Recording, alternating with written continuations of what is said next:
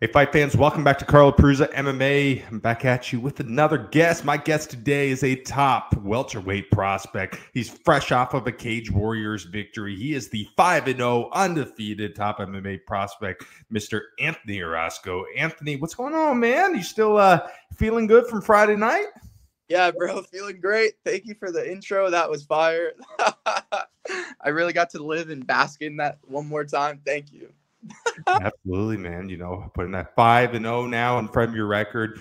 Took on Dominico Salas. What an amazing victory, man. You know, a guy, no one wants to fight you in the regional scene. You know, he was nice enough, brave enough to step up for the contest. You're able to take him out there early in that first round. And I mean, you did a really good job mixing up those strikes and was able to pick up a finish there. You went to the body a lot. Going into the contest, was that the game plan? So a lot of people have given a lot more credit, I feel like, to me than I deserve. I was working those body shots, and really the focus was working on boxing at the beginning of this camp, right? 2 months ago, boxing, Anthony. I'm trying to grow, right? So I was focused on boxing, and then I started to find these body shots really well in that style, like over the 2 months of training, you know, sparring, getting some good like ghost sparring rounds with different teammates like Teddy Stringer or Jekka Seregi, like them giving me the opportunity to really grow, you know. That's when I found those body shots were really working for me. That's when I found how to learn how to time them, how to fake before them, and then go around, you know what I mean? That's where I got reps. So it was more body shots were the focus of the camp, or boxing was the focus of the camp, and it manifested in those body shots, and it manifested in the fight. So it wasn't necessarily the game plan, but it was my new tool that I was going in there to show. You know, you've shown throughout your career you're very, very well-rounded already. Obviously, the striking's on point, but you have some really amazing jiu-jitsu skills, and I think it's thrown off opponents in the past. At what point in the career did you start thinking, hey, if I want to do this at the highest level, if I want to chase this UFC stuff, I need to be as well-rounded as possible here? I think these aren't my words. These are my coach's from high school's words when I was talking to him last night. He said, if you're anything like I used to know you, because I was talking to him about how he asked me the question, he asked me the same question. Sorry, I'm babbling here, but he asked me the same question. He asked, how do you see yourself getting better? Like, where can you improve? And I was like, I don't know, but I feel like there's always places to improve, right?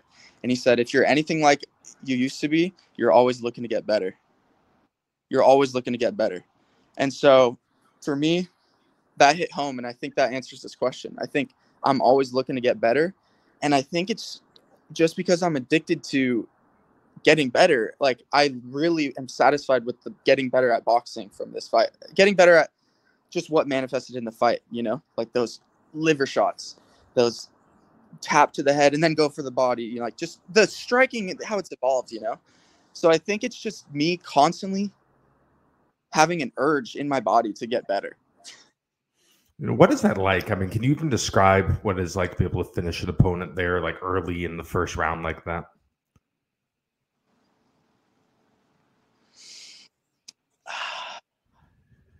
It's interesting. Every shot that I threw, I was seeing landed. And I think as I get deeper into the strongest opponents, I think I'm going to land those same shots and they're going to be able to withstand them, right? But when I saw certain shots land this time around, that was amazing. My coach actually called for the knee 45 seconds in. He said, hey, after those flurries, the knee's there. That's the only sentence I heard in there. That's the only thing I heard in those 60 seconds. I just heard, my senses might have just made it out. Or maybe they didn't say anything but that thing. But I heard that from my coach.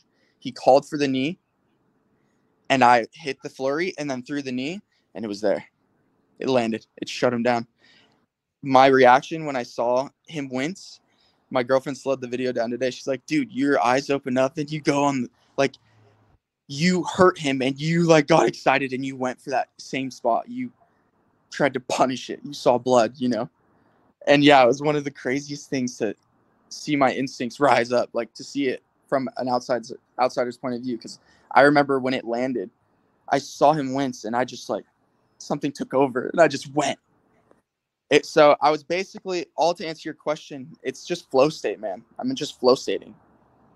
I'm flow stating. I'm good enough to be in there and live in the moment now, because over the last 3 months, that's what I practice with Teddy, with Jekka, with my coaches. I just got in the ring and sparred a little bit. Like, we're not sparring hard, you know what I mean? We're not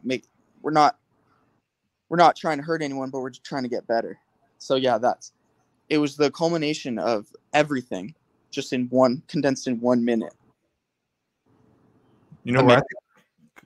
I think a lot of people go wrong when they look at regional fighters like yours record. I don't think they pay enough attention to the amateur record. You know, you've had a very lengthy record. And when you look at you compete in the IMMAF, I can't get my words up, IMMAF championships here. Obviously finding gold in 2022. I think that's a federation. That's something that now more people should know about. I don't think people realize how beneficial that is and the level of skill and, you know, how many current UFC guys have come through that path.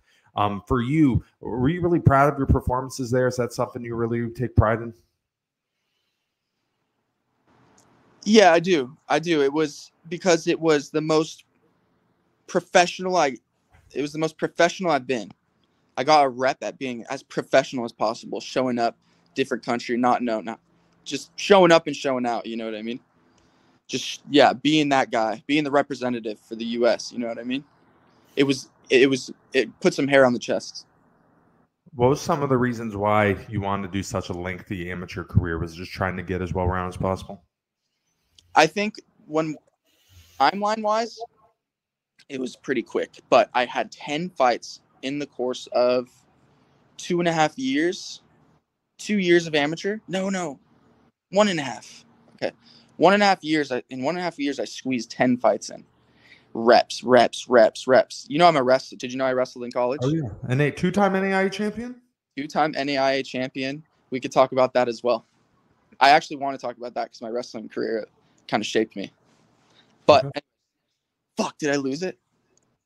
Where was I? We're talking the IMMAF championship. How we took 10 amateur fights to turn pro. 10 amateur fights. Why'd you have such a lengthy career? It just happened, bro. Like those tournaments, you fight 3 fights in 3 days. And then when you go to Serbia for the finals, you fight 5 fights, 5 days. 1 every day. I was telling the rapping guy the other day, I was telling the rapping guy 2 days ago, hey, you know, I did a tournament where I had to wrap my hands 5 times in 5 days. And he was like, bro, what the hell? You got ready for 5 times, 5 days? Yeah. I was like, I got reps at this, brother. And yeah, it was cool. So it's a blessing because it puts so much experience in your hands. It gives you so much experience. God, that's why it's so good for the development of who you are as a fighter. You know, you alluded to it, but 2-time NAIA national champion wrestler. How do you find having wrestling as a base? How do you find that enhancing and helping you when you're out in the cage? The best way, there's so many things that are good about wrestling. The best tool that I've taken from it is wrestling mentality.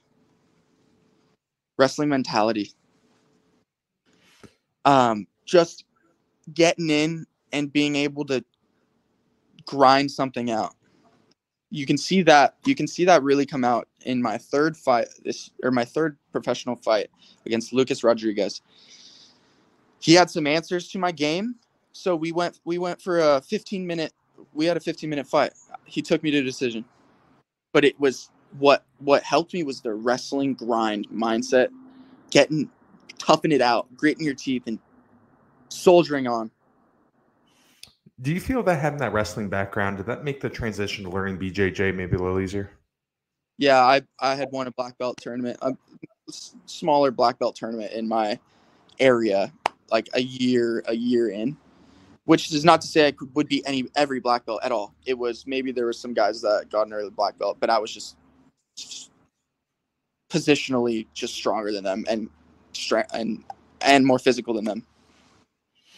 So I was ready to move on. I was ready to like start anew. That's why I started MMA. I needed some increase in competition, I'd say. You know, so many people watch the sport in this day and age. It's so culturally accepted. And I think they look at the McGregors, the Joneses, the Habibs, and they're like, wow, it must be amazing to be a professional fighter. Little do they realize what it's like to be on the regional scene. Obviously, right now, you're not making millions of dollars fighting on the regional scene. A lot of guys have the 9-to-5 jobs. They have kids. They have the wife. You have to pay a gym membership to train. You have to deal with a bunch of killers who want it just as bad as you. Long days, long mornings, time away from your family, sacrificing, missing holidays, birthdays, all that stuff just to chase this dream. What's made you want to stick through it, my friend? What has made me want to stick through it?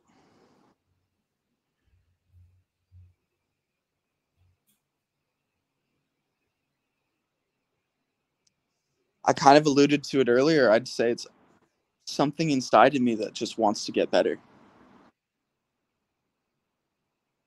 Something inside me that just puts, I just move forward. Push the ball up the hill. I'd say push the ball up the hill. For you, what's the ultimate goal? What'd you ask? What's the ultimate goal for you? So I'd say to ride off into the sunset as a fucking millionaire. I would say that. I'd be honest. I'd ride off to the sunset as a millionaire, comfortable, have what I need. Maybe not millionaire even, maybe just have what I need and be comfortable. You know what I mean? When earn it from this hard work. Earn it from this hard work. You know? You know, one thing that's really apparent if you're watching mixed martial arts in this day and age is the entertainment value, the importance of personality. Obviously, in this day and age, you have to be able to fight, but if you have something that if you have that it factor that puts people in the stands and draws you, well, we've seen that you're going to get the title shots a little quicker. You're going to make more money. You're going to be a bigger name. For you, is it important to consider the way you use your personality in your fight career? Is it interesting question. I don't think too much about this question. I guess I just am blessed with MMA Fight Academy, and they've helped me become better at speaking on camera and basically being myself. So I think I've had, again, with most things in my life, when you get better at a skill, it's because you get repetition. And it's perfect for me. I just keep repeating. I want to get better. So it's easy to repeat the things that provide fruits of your labor, you know? So I love getting reps at the interviews. I love having a media guy who can ask me questions after every practice. And it's just a blessing because I mean, I'd love to help document the experience, you know?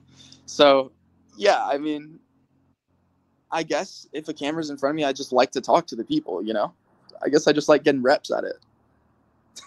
I don't know if that answers your question. I feel like I'm a little bit like when Donald Trump said something like he just speaks on and on and on, but it ends up being a weave. It weaves in. So I think hopefully everything's weaving in, bro. And by the way, you're an excellent interviewer. Your questions are on point, bro. You're helping me. Every time you ask, I'm like, damn. That's why I wanted to do it right away. I was like, bro, of course I'll decompress about this fight with anybody. Like, let's trauma dump, brother. Thank you. Thank you for the interview. Absolutely, brother. No worries at all. You know, you mentioned MMA Fight Academy. You talked about some of your teammates, very high level gym. Really cool about their offering. It's more than just the training. It's getting you ready for what it's like to be a fighter, to deal with the media, to deal with the higher pressure situations. How did you find your road there? I was blessed, bro. I mean, culmination of hard work and luck all happening at once.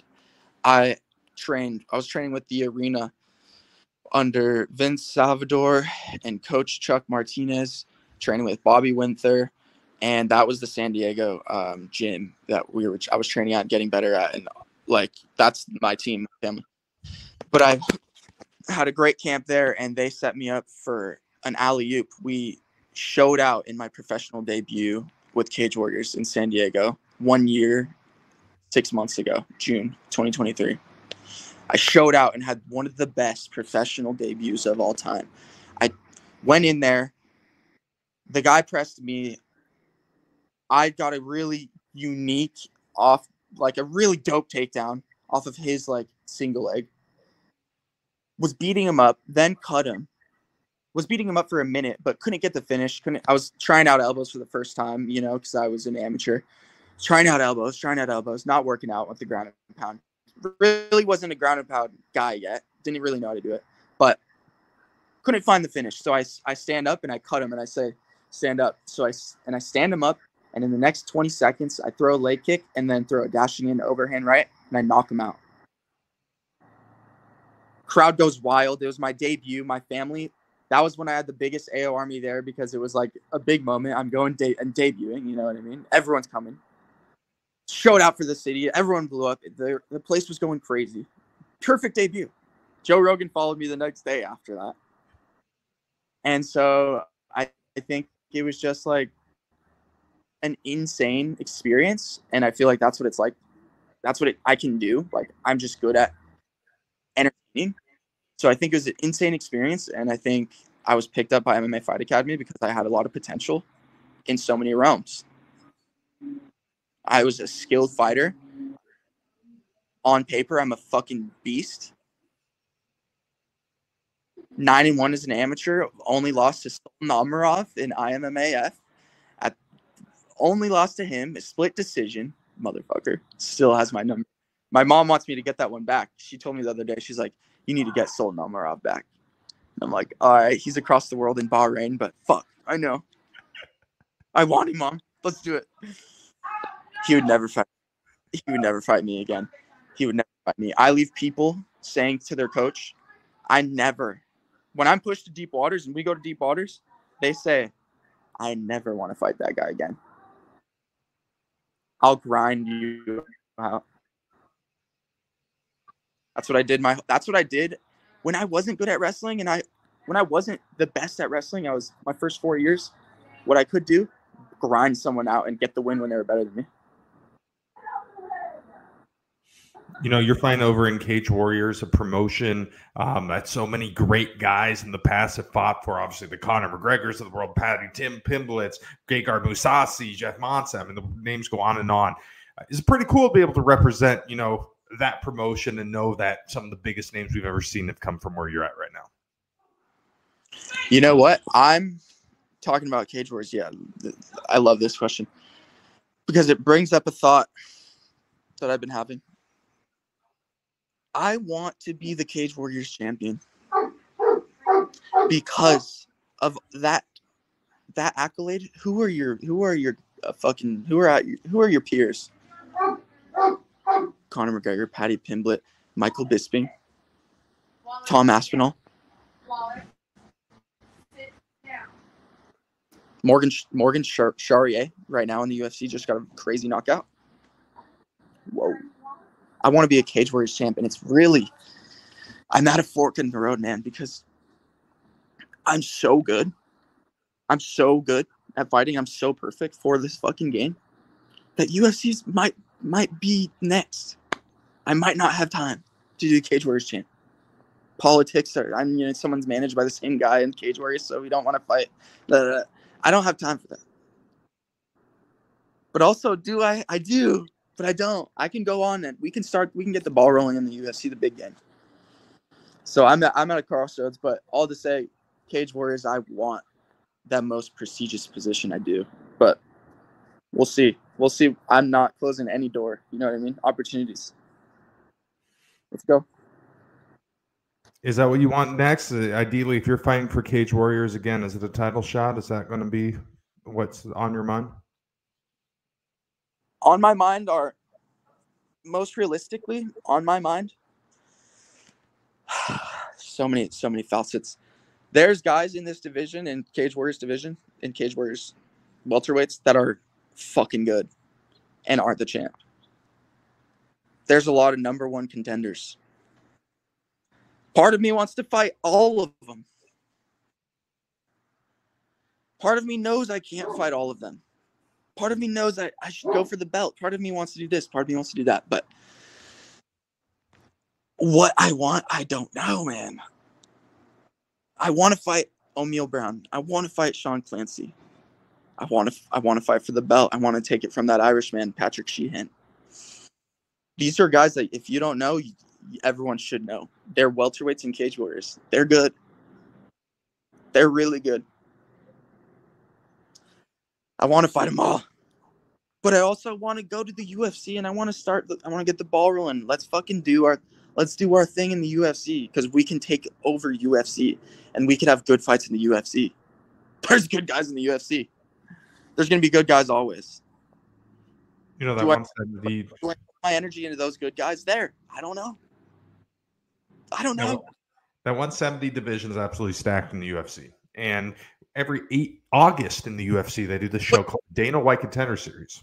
I just had a thought. What about UFC fights in LA in a month? Hopefully they have my number if anything crazy happens. Last minute fill-in, Anthony Orozco. Fill-in, put me on the fucking... I'll open the main event. Nah. Put me on the prelims in LA. UFC. Get my number. What's it been like for you trying to get fights? Obviously, you know, it's no surprise. You're on the top 170 prospects in the world here. As we've seen by your last opponent, nobody wants to fight you. Has that been a big pain in the, you know what, looking for a fight here? It's been a big pain in the buttocks, man. But also, it really hasn't. Like, I've fought 3 times this year. Like, we've made it work every time. Like, we make it work every time. But yeah, there's been a lot of fallouts. I've been trying to increase this. I've been trying to just get reps and get real experience. You know what I mean? I know how valuable it is. Before you're in the UFC, man, you need all the experience you can get, because when you're in the UFC, this is what Mark Fury says. Once you get to the UFC, man, Mark Fury is my coach, UFC vet. You're 0-0, bro. They don't care about before. They don't put, like, you're basically 0-0. How you do in the UFC right away matters. You can't lose fights. You got to be ready to go. So, for some, yeah. Do you envision being in the UFC by the end of 2025? What's weird is I don't have anything specifically written out, because I've adopted since Jason Blair, my teammate. That's something like he's taught me a lot. He said in that interview, he said all smooth. He thinks he's so funny. He thinks he's so cool. He's like, I'm keeping all the options open, man. Any opportunities. And that resonated with me, man. Like, I agree. Any opportunities. That's why it's hard to say if I've considered Contender Series. It's hard to say I considered Ultimate Fighter. Hard to say I considered the belt, because I know, like, anything could happen at this point in my career. You know, I'm fucking I'm high value anywhere. It could be anything. I could sign $1 million deal tomorrow. I genuinely think I'm worth it. You know what I mean? I genuinely think I can be him in the UFC. I could be that guy. And by that guy, I can be I'm good. People will look at me and say, damn, Anthony Orozco, years to come when I'm a coach, they're going to say, Anthony Orozco knows his shit. Anthony Orozco's team is bunch of killers I would not want to duel that team. You know what I mean? Yeah. Anthony Orozco Academy. That's fucking damn. That sucks that you got a match with that kid. He's going to fuck your kid up. You know what I mean?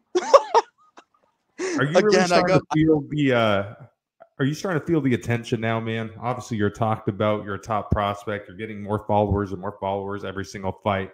Are you starting to feel the attention from the MMA community? I was at fight night the other night. Took a picture with like a line of people. Like, I just stopped to take a picture in a crowded room, and then took a picture with one person, and then another one real quick, and then there was like a line all of a sudden. Oh shit. Okay, yeah, let's get a picture. But I wasn't mentally ready for it. But yeah, I noticed it then. Other than that, like, that's the only real life experience where I notice it. Yeah, you can't really tell with Instagram. You can't tell data like YouTube views. Like, oh, I got 160 views on my fight, which is an insane amount of people. Like, but it's small numbers. So like social media, the data doesn't really process as well. But at the fight night the other night when I had a line of people to hang out with real quick, say what's up to, you know what I mean? That was a big one. That like imprinted on me. But yeah, it's different. It's different when you're there. It also means that you have people in the crowd. You have an AO army, bro. Like it means when you're looking out, people will cheer your name. And like I connect, they got me out of my focus a couple times when they cheered for me, and I look and I was like, bro, you guys are sick. Like, thank you. You know what I mean? So it's a blessing in so many ways. You know, throughout your career, obviously, you've had some amazing performances. You've also had your share of, one I can think of, dog fights. Your fight over Benny Orozco, I believe, your second fight got really bloody in there. You were able to pull off the victory. Was that a big point? Was that something you really felt like you should and needed to experience in your career? That my coach said that was his favorite fight of mine because I fought for 15 minutes, like actually scrapped. I think I was throwing more punches than he had seen before. So yeah, it was a good fight that gave me some learning experience. Yeah, it was fun. I realized a couple things that manifested in that fight. I went for a lot of submissions and didn't turn out. It didn't work out. And a lot of people might have seen the various submissions that I was throwing up and be like, damn, that was sick. Like you threw a lot of different variations. Like at one point I went for a Kimura. At one point I went for a reverse triangle when he Iranianed me. At one point I went for at one point I had him tied up in a different weird way, but like intertwined, you know, pretzeled. Like we were getting in it. We were getting all up in it. So yeah, I mean, what it does is gives you a lot of things to work on. A lot of good experience came from that fight, and I started to work on like really attacking submissions more and really understanding the late finishing mechanics. You know what I mean? So it's basically just good reps that get good reps and good experience that help you create the better version of yourself. I'd say great match. Another one, dude. My fights are great. There's always a great narrative in my head about the fight. Like my first pro fight, that's when I showed out. My second pro fight with Benny, that's when I realized like I have to be more powerful when I have opportunity to throw strikes because I threw a lot of peppery shots, but I didn't throw something devastating. That's when I learned that. And that's when I also learned to be more devastating with my submission attacks. Third fight, Lucas Rodriguez. That's when I learned that, hey, Anthony, you need to learn how to hold someone and pin someone down when you get the takedown, not just be able to take them down. Like, Anthony, there's kind of a hole in your control game once you get the takedown. Control the ground and pound. So what did I do? In my fourth fight in Manchester, I came out and I fixed that. I showed that I could take someone down, hold them, not let them up, and then put them out on ground and pound. I showed that because I didn't show that in the third fight. Got better at that. Fifth fight. Hey, Anthony needs to learn a 1-2, someone said in one of my fights. And I'm like, you know, he's right. He's right. I'm going to take the criticism like a man. He's right. I need to throw a 1-2 better. I need to fucking focus a little bit on the boxing. So what I do, what I show in this most recent fight 2 days ago, I outboxed a bare knuckle fighter. I outboxed someone who boxes. I showed that. It wasn't the way that I was going to do it against Laredo, the guy that I was supposed to fight. But it manifested in a different way. If it was Laredo and he's longer and taller than me, it was going to manifest like this. He was going to throw a jab. I was going to Mike Tyson a little more. Fucking hook to the body, hook to the body, hook to the head. I was going to be like Topuria against the guy at 155 who head kicked him. But I was going to get in there and fucking show him what's up. Boxing combos, body to head. But I didn't fight him, so I fought Dominico Salas 2 days ago, and I showed the boxing and how it manifests in a different way. I parried high. I was jabbing high, so they brought his hands up, and I ripped the body a couple times. I jabbed in. I was moving backwards and landing the jab, moving backwards, landing strikes. The finish was insane. I threw it. I faked, threw a check hook. I backed up. Dominico filled the space with his counter overhand that he kept throwing. I back up once more to dodge that, and I just get out of that reach, and I throw the knee, and the knee lands right in his gut. Shuts his body down, and I light up. One thing I want to get your opinion on, so many people watch mixed martial arts in this day and age, and you have a term now called the casual fan. These are the people who like to go to B-dubs. You can find them absolutely hammered, drunk in the cheap seats, yelling some crazy things. Guys are on the ground, do jiu-jitsu exchanges, twist some of the, you're humping, you're crotch sniffing. The list goes on and on. What do you think of these people? Are they just good for the sport? They piss you off a little bit? You find some fun in it? What do you think? I think it's like anything. It's like anything. Like my grandma says, "Garo chango con sun macate." It's every monkey has his rope. Every monkey has his rope. Like every monkey has his vine. Everyone just does their own thing. Let them do their own thing. They're good for the sport because they watch it, but I don't like engaging with. I don't engage with them about fights talk. You know what I mean? Because they don't know. They don't know. Just like people don't know how hard I work when they're like, must be nice to be an MMA fighter. And I'm like, you don't know. And I don't need you. But you know what I mean? At the end of the day, a casual fan, we love casual fans. Casual fans are going to love me. Casual fans love me just being retarded on camera. Sorry. I mean, you know what I mean? Like, I love a casual fan. I'm friends with casual fans. But they're schmucks. Like, literally, my best friend's a casual fan, and he'll be like, bro, I like the way you're using that teep, but I think you should do this more. And I'm like, okay, yeah. Thanks, bro. Shouts out to you. Love you. And you just take it with a grain of salt because you just love your mans. But, yeah, like, I love looking at the casual fans. You know what I mean? Be casual. But they're missing out. You're not missing out. We're not missing out. We appreciate that shit. We know it's an art. You know what I mean? But I love it all. It's perspective. Do you take a lot of pride? One more time. Go on. Consun Makate, I think it's called. Karo Chango Konsu Makate. Every monkey has his vine. Do you take a lot of pride in calling yourself a mixed martial artist? Yes. I love art. I love the arts. Yes, I do. For you, what does it mean to be a mixed martial artist? What is it? Well, your question is better. What does it mean for you to be a mixed martial artist? To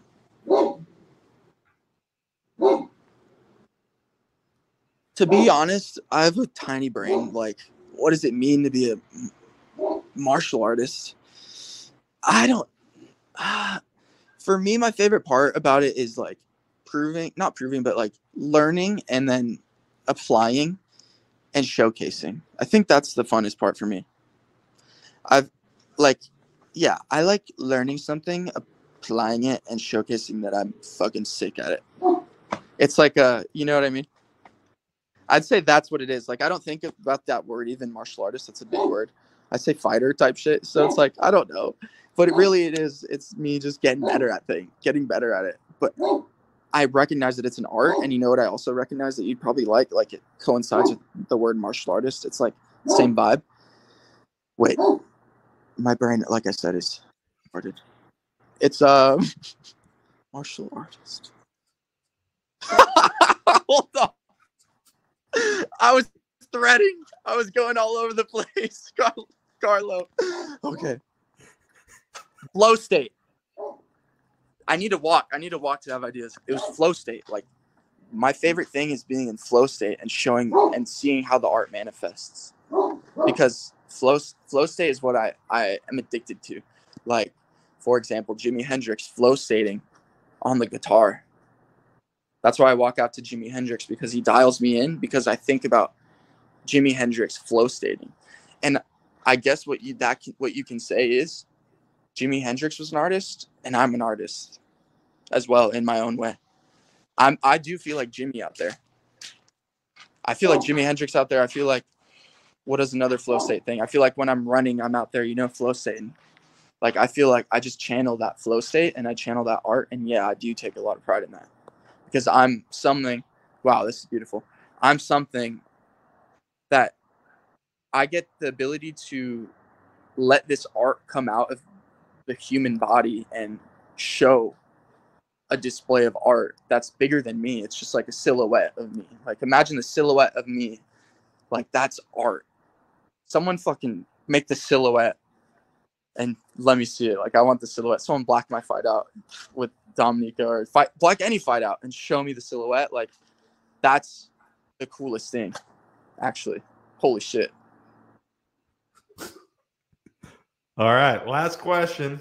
Great thought. Bro, wait, Carlo, how is this interview? Am I babbling, or is this No, you're doing great. No, I think this is great. I mean, we're getting some great insight here. You know, we're showing up to other people's houses and stuff. I mean, this is just a great thing. But last question here. Obviously, you know, we talked about what you've accomplished. We've talked about that you're continuing to grow. We've talked about the sacrifices. But for you, we're almost done 24, going 25. What's next? What are the goals? What are we thinking? Opportunities, brother. I don't know. Someone help me learn how to make these opportunities turn it into fucking money. Like, let's do this thing. Let's make big fights. Let's make money. Let's turn me into someone who can be that guy for you guys for as long as I can. That's a good answer. Let's go, UFC. Let's start this. Don't feed me to the Giants yet, but let's make some fucking money. Let's fight good guys. Let's fucking do our thing. Let's fucking do it. That's how I really feel. Hey, that sounds pretty good by me, but that's it for us today. Anthony, my friend, thank you so much for agreeing to do this. Literally, I hit you up 5 minutes later. Let's do it now. Okay. Bro, like I said, I was up all night. That last fight, I was up all night 2 days ago because I was like, all right, there's someone that is watching. I was on Instagram. I was like, there's someone that will start talking to me. Like, I'm going to text up. Basically, there was a hell of people. There's a lot of people in my DMs, but some good friends. And I was like, I'll talk to someone all night. Like, let's do it. And I was just breaking it down with everyone who I could talk to who was up, but no one was up. Like, but there was a few, you know? So it's just, I don't even know where I was going with that, but maybe let's wrap it up and say, damn, I was excited about the fight. I don't even remember your question. Or did I stop you? I don't know. Like, of course. Bro, now I remember what you said. But then I forgot again. What were you saying? Did I cut you off? I said I was excited how I messaged you, and about 10 minutes later, you said, okay, let's do the interview. Very excited to talk to my friend. There we go. I want to talk about it. So I'm excited to break this down with you. And this was so fun. I wish my girlfriend was listening to it, because it would have been good insight for her, but maybe she'll listen to it later. Absolutely. Well, that's going to be it for us this afternoon. That is Mr. Anthony Orozco. I'm Fight Dr. Carlo Fruza.